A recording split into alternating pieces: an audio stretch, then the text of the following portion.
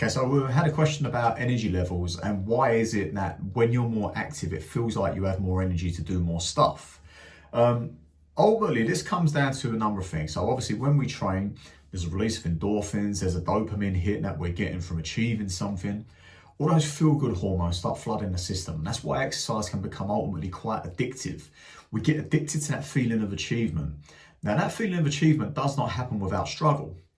So this is why you get like a lot of kind of like people who are born into wealth or born into being a celebrity actually lead very unhappy lives because they've not had to work for it. It's been passed down through the family or whatever that might be. Circumstances has fallen favorably for them. So you have this great kind of like reward placed upon you, but without the struggle that's required to get there.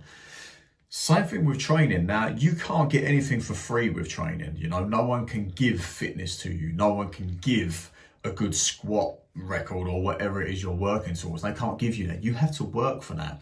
And through the process of working, you are kind of like feeding this reward system within the body where you're getting these dopamine hits from these mini little victories all the time. Now, this ultimately becomes quite addictive, and that's why people get addicted to exercise. They get addicted to that feeling of achievement and happiness and reward and pleasure that you get from struggle and achievement through that struggle. The other thing now, why your energy levels sometimes feel boosted when you're doing more, what are we probably doing more of as well is recovering, sleeping better. You know, so if you've had a hard day of training or you've had a very active day, you've been on your feet a lot, out in the open, sunlight, again, helping with that circadian rhythm so that you're getting better quality sleep. Your timings with sleep and wake is a lot more refined and dialed into what you naturally should be. Well, now if our rest is a lot better, our activity levels are a lot better.